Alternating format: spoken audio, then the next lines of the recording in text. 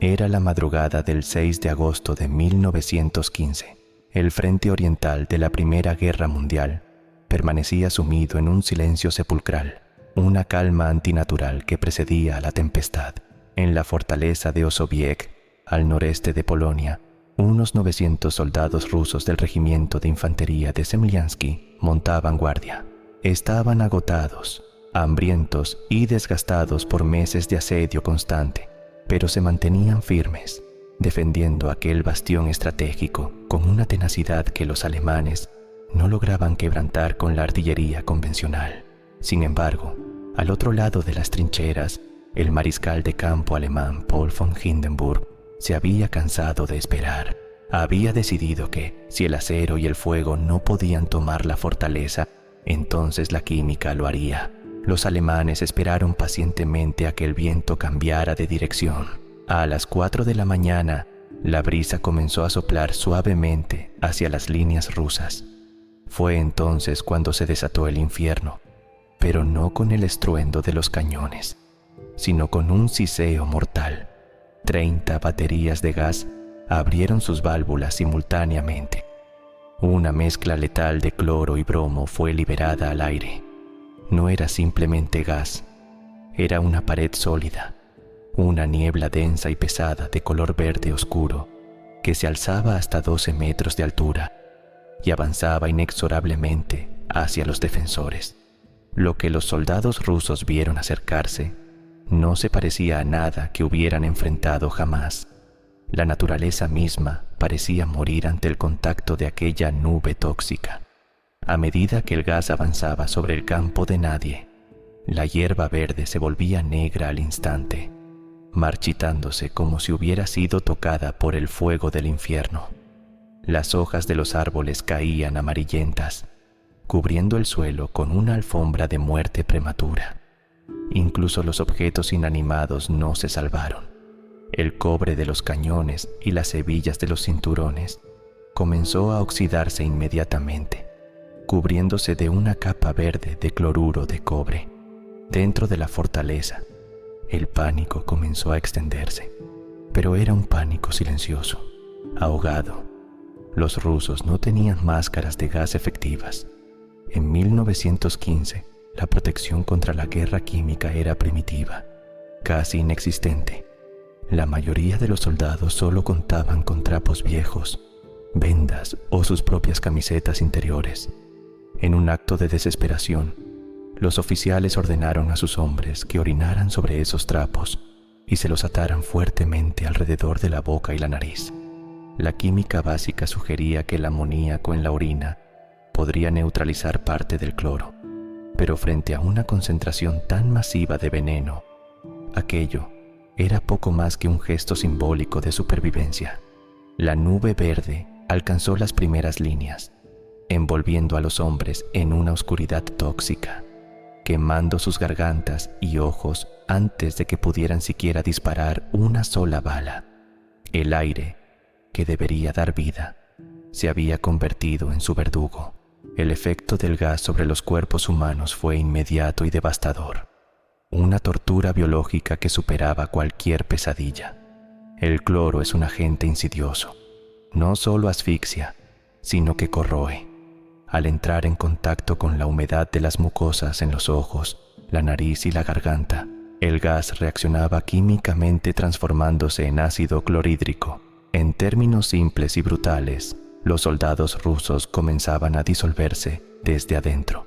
Aquellos que inhalaron bocanadas profundas sintieron cómo sus pulmones se llenaban de líquido, provocando una sensación agonizante de ahogamiento en tierra firme.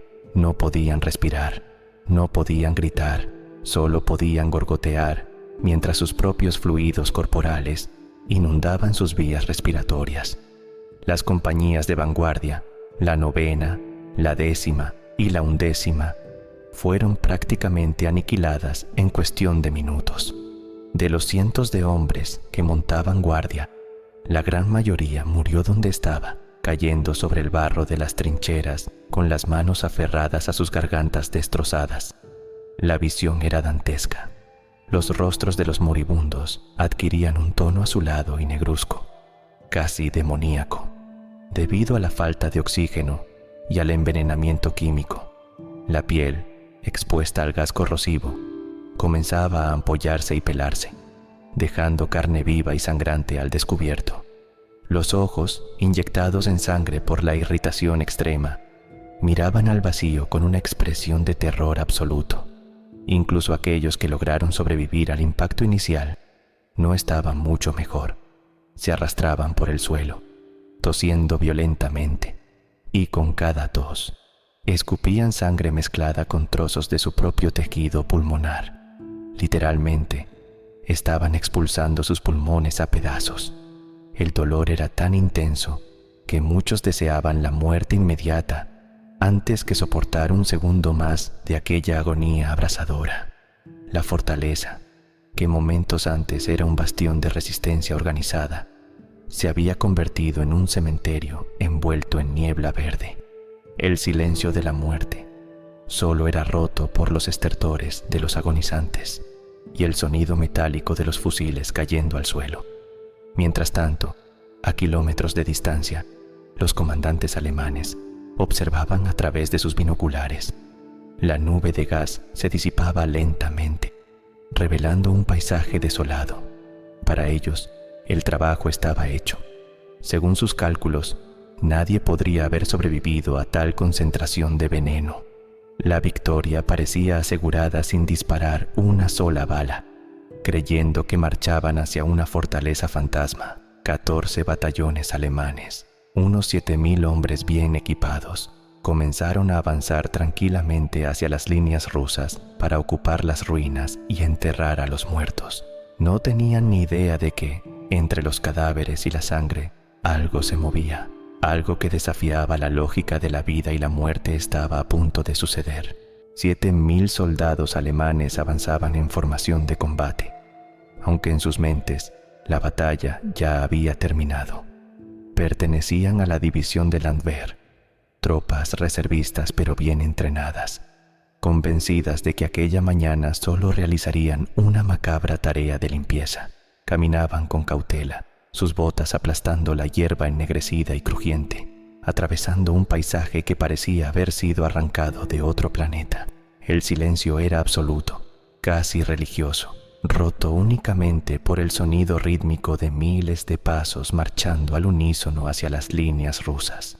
No se oía ni un solo disparo, ni una voz, ni siquiera el canto de los pájaros. El gas había matado todo lo que respiraba en kilómetros a la redonda. A medida que se acercaban a la primera línea de trincheras rusas, el escenario se volvía más grotesco. Vieron armas abandonadas cubiertas de óxido verde, raciones de comida intactas pero envenenadas y, por supuesto, los cuerpos. Había cadáveres por todas partes, retorcidos en posturas de agonía final, con las manos arañando la tierra o sus propios cuellos.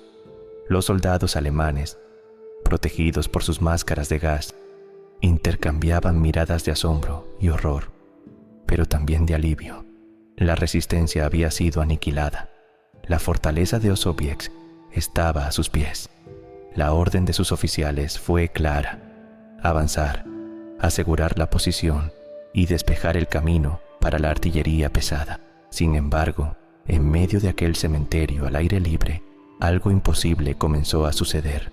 En las profundidades de las trincheras, entre los montones de muertos, hubo movimiento. No era el movimiento rápido y ágil de un soldado listo para el combate, sino algo lento, torpe y doloroso. Era el subteniente Vladimir Kotlinski, el oficial de mayor rango que aún conservaba un hilo de vida. A pesar de haber inhalado el veneno, a pesar de que cada respiración era como tragar vidrio molido, Kotlinski se negó a aceptar el final. Miró a su alrededor, a los pocos hombres que, como él, se aferraban a la existencia con una terquedad sobrehumana. Eran apenas 60 hombres, 60 espectros moribundos contra 7.000 enemigos sanos. Según toda lógica militar y médica, esos hombres deberían estar en coma o muertos. Pero la adrenalina del odio y el instinto de supervivencia encendieron una última chispa en sus sistemas nerviosos destrozados. Kotlinski con la cara envuelta en trapos ensangrentados y la voz ronca, apenas un susurro gutural, dio la orden más increíble de la historia militar. No ordenó la retirada, no ordenó la rendición, ordenó el ataque, y así los muertos comenzaron a levantarse. Lo que los soldados alemanes vieron emerger de la niebla tóxica desafiaba toda razón humana. No eran hombres, eran monstruos, eran cadáveres vivientes que se negaban a caer.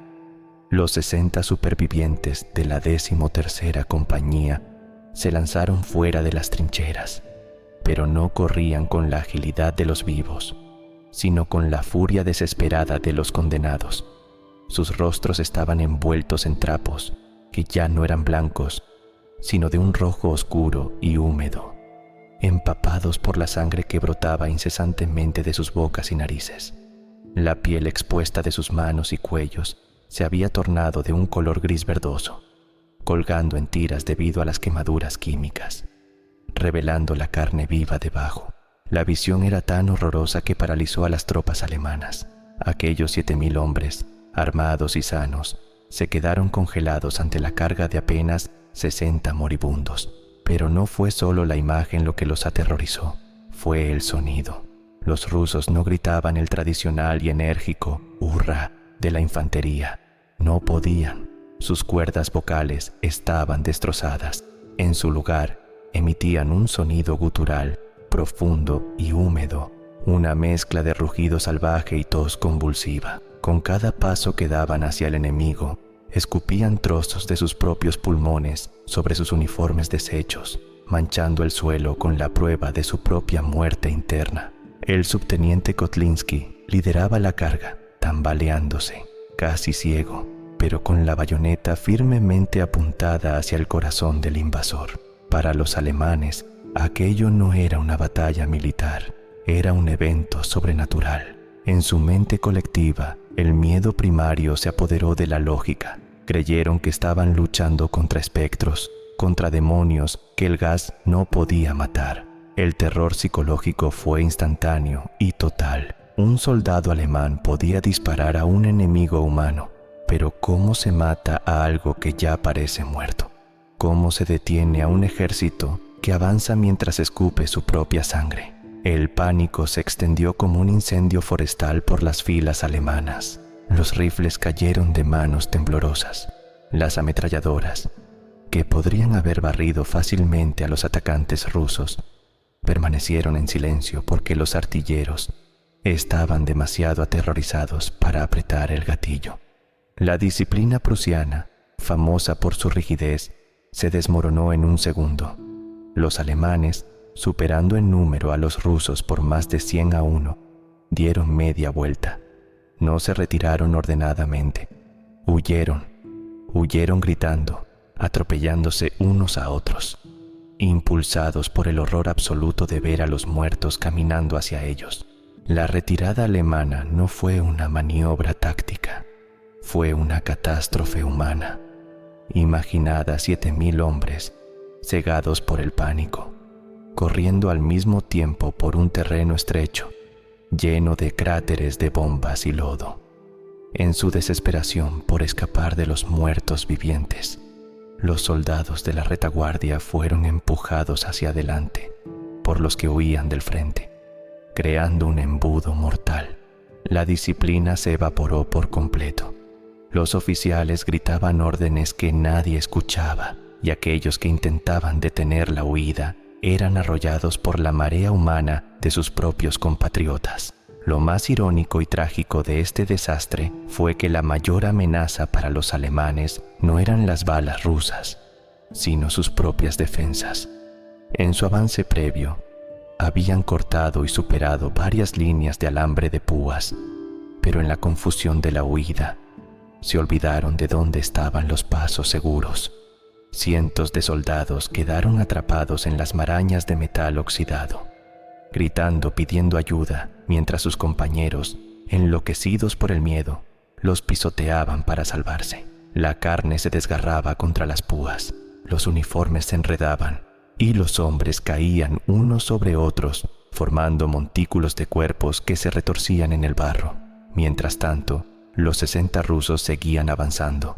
No corrían rápido, no podían hacerlo, pero su avance lento e implacable era lo que alimentaba el terror. Disparaban sus rifles con manos temblorosas y cada disparo que acertaba en la masa compacta de alemanes aumentaba el caos. Para colmo, la artillería rusa de la fortaleza, manejada por los pocos artilleros que aún podían respirar, comenzó a abrir fuego contra la retirada alemana. Los proyectiles caían sobre la masa de soldados en pánico, convirtiendo la huida en una carnicería.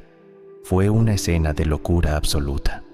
El poderoso ejército alemán, equipado con la mejor tecnología de la época, estaba siendo derrotado por un puñado de hombres que técnicamente ya deberían estar muertos. El miedo irracional a lo desconocido había causado más bajas que el propio combate. Los rusos recuperaron sus trincheras originales no por la fuerza de las armas, sino por la fuerza de una pesadilla hecha realidad. Caminaron sobre los cuerpos de sus enemigos, tosiendo sangre sobre las ametralladoras alemanas abandonadas, recuperando lo que era suyo con su último aliento. La victoria fue absoluta, pero trágicamente efímera. Una vez que los últimos soldados alemanes desaparecieron en el horizonte y el peligro inmediato se desvaneció, la adrenalina, esa poderosa droga natural que había mantenido a los rusos en pie, abandonó sus cuerpos destrozados. La biología reclamó su deuda. Los hombres muertos, que habían cargado con una furia sobrenatural, de repente volvieron a ser lo que realmente eran: seres humanos mortalmente heridos. El silencio volvió a caer sobre la fortaleza de Osowiec, pero esta vez no era un silencio tenso, sino el silencio pesado y definitivo de la agonía final. Uno a uno, los héroes de la contraofensiva comenzaron a desplomarse en el mismo suelo que acababan de defender. Ya no había oficiales gritando órdenes ni enemigos a los que asustar. Solo quedaba el sonido rasposo de la respiración fallida.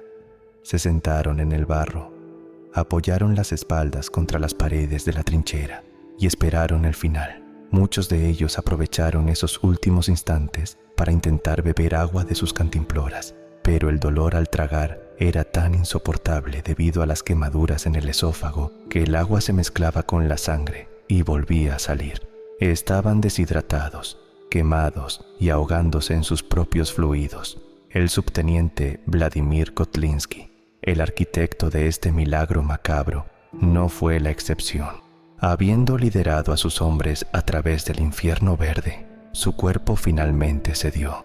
Esa misma tarde, mientras el sol comenzaba a ponerse sobre un paisaje devastado por la química, Kotlinski exhaló su último aliento.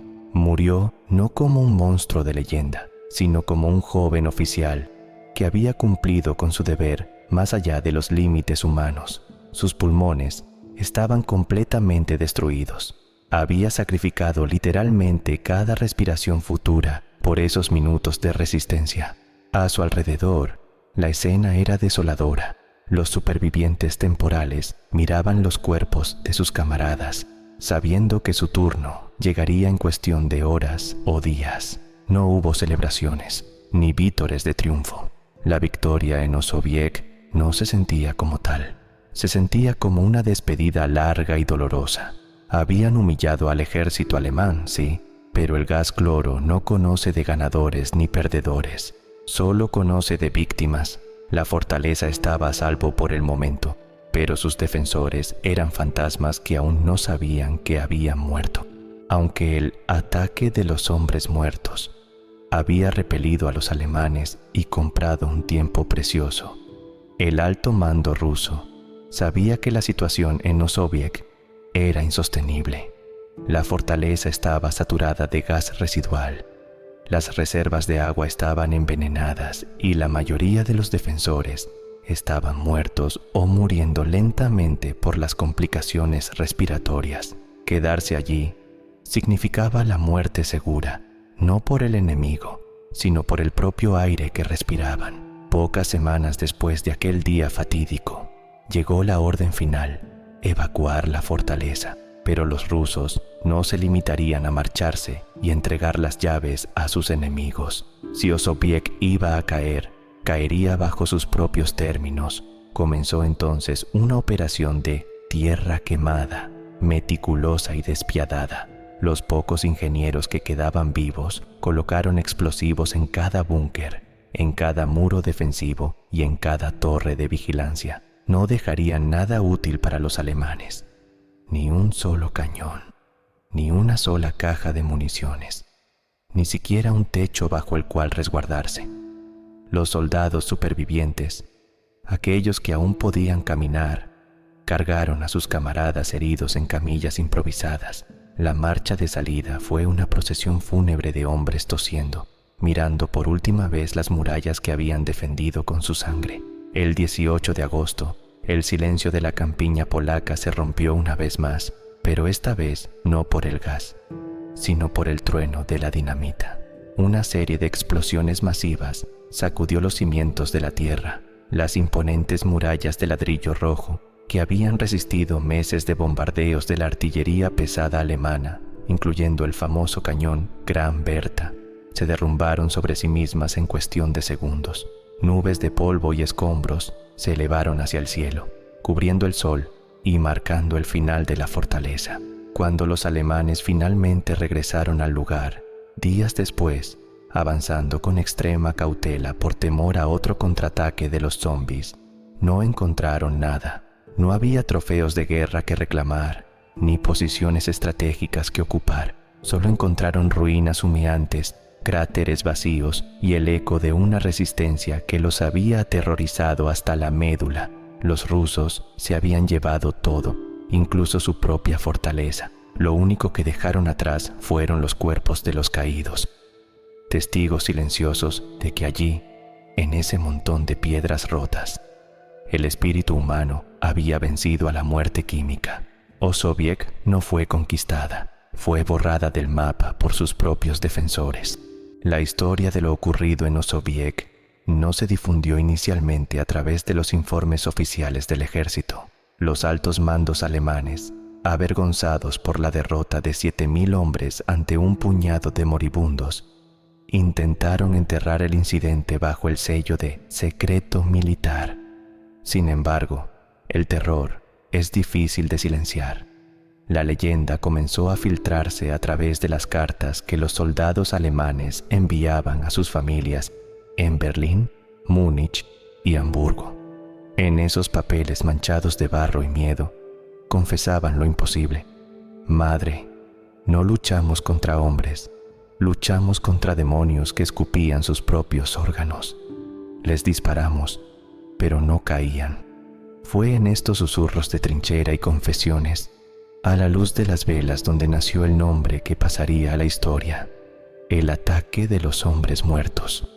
No fue un título glorioso inventado por la propaganda rusa para alzar la moral. Fue un nombre nacido del trauma psicológico de sus enemigos. Los supervivientes alemanes de aquella jornada quedaron marcados para siempre.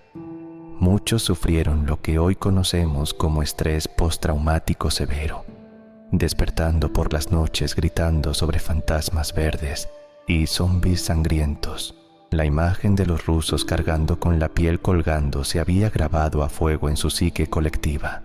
Por el lado ruso, la historia tardó más en conocerse debido al caos de la guerra y la posterior revolución rusa. Pero cuando los detalles finalmente salieron a la luz, el evento trascendió la mera táctica militar. Se convirtió en el ejemplo supremo del espíritu ruso, la capacidad de resistir y luchar más allá de los límites de la biología, la lógica y el sufrimiento. No se trataba de patriotismo ciego, sino de una furia existencial. El mundo empezó a comprender con horror la verdadera naturaleza de la guerra química, no solo como un arma física, sino como una herramienta de terror psicológico capaz de convertir a los seres humanos en monstruosidades antes de matarlos. Los periódicos europeos de la época, cuando finalmente pudieron hablar del tema, describieron la batalla con una mezcla de admiración y repulsión. Osowiec dejó de ser solo una coordenada en un mapa para convertirse en un símbolo macabro. Nos enseñó que en la guerra, a veces, la línea entre la vida y la muerte se borra, y que la voluntad de sobrevivir puede ser, en sí misma, mucho más aterradora que cualquier arma creada por el hombre. Desde un punto de vista puramente médico y científico, lo ocurrido en Osowiec es una anomalía, un caso que desafía los libros de texto de fisiología. Cuando el gas cloro entra en los pulmones y se mezcla con el agua de los tejidos, forma ácido clorhídrico. Básicamente, estos hombres tenían ácido corrosivo disolviendo sus alvéolos desde adentro. Clínicamente, sufrían de un edema pulmonar masivo. Sus pulmones se llenaban de líquido y sangre, impidiendo el intercambio de oxígeno. En condiciones normales, un ser humano en este estado entraría en shock, perdería el conocimiento y moriría en cuestión de minutos debido a la hipoxia y al dolor insoportable. Entonces, ¿cómo pudieron levantarse? ¿Cómo pudieron correr y luchar? La respuesta yace en los rincones más oscuros y primitivos del cerebro humano. Ante una muerte segura y horrible, el sistema nervioso de estos soldados activó una respuesta de lucha o huida llevada al extremo absoluto. Una inundación masiva de adrenalina bloqueó temporalmente los receptores del dolor y forzó a los músculos a seguir moviéndose, incluso cuando los órganos internos ya habían fallado. Fue, literalmente, un último aliento, extendido artificialmente por la pura fuerza de la voluntad y el odio hacia el enemigo. Sin embargo, esta resistencia tuvo un costo visual y físico que alimentó la leyenda. La extraña coloración verde y negra de su piel no era una exageración de los testigos, era el resultado de la cianosis, falta de oxígeno, combinada con las quemaduras químicas externas. La sangre que escupían era de un rojo brillante y espumoso, señal inequívoca de la destrucción del tejido pulmonar. Eran cadáveres caminando porque biológicamente sus procesos vitales ya eran irreversibles. No estaban sobreviviendo, simplemente se negaban a morir antes de llevarse a sus asesinos con ellos. Este evento también marcó un punto de inflexión en la historia de la ética humana. La ciencia, que durante el siglo XIX había prometido curar enfermedades y mejorar la vida, se había pervertido en el siglo XX para crear formas más eficientes de causar sufrimiento. Los químicos más brillantes de la época no estaban trabajando en medicinas, sino en venenos. El ataque de los hombres muertos nos recuerda cruelmente que el progreso tecnológico, sin moralidad, solo nos lleva a crear infiernos más sofisticados en la tierra. Aquellos hombres en Osowiec fueron las primeras víctimas de una era moderna donde la muerte se fabrica en laboratorios. Hoy, más de un siglo después, la fortaleza de Osowiec duerme bajo un espeso manto de bosque en el noreste de Polonia. La naturaleza, con su infinita paciencia, ha reclamado lo que es suyo. Las raíces de los árboles han fracturado el hormigón de los búnkeres y el musgo cubre las cicatrices de la artillería.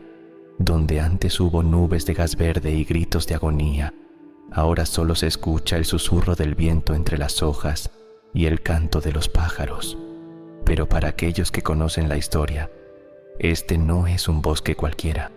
Es un santuario construido sobre el sufrimiento humano más extremo. Los hombres muertos del regimiento Semliansky no sobrevivieron para ver el final de la guerra. La mayoría de ellos fallecieron pocas semanas después del ataque, sus cuerpos finalmente cediendo ante el daño químico irreversible. No hubo desfiles de victoria para ellos, ni medallas entregadas en ceremonias brillantes. Fueron enterrados en fosas comunes, lejos de sus hogares, víctimas de una guerra que devoró a una generación entera. Sin embargo, su legado es inmortal, no por la batalla que ganaron, sino por lo que demostraron al mundo en ese breve instante de horror. Nos enseñaron que el espíritu humano posee una resistencia que ninguna fórmula química puede disolver.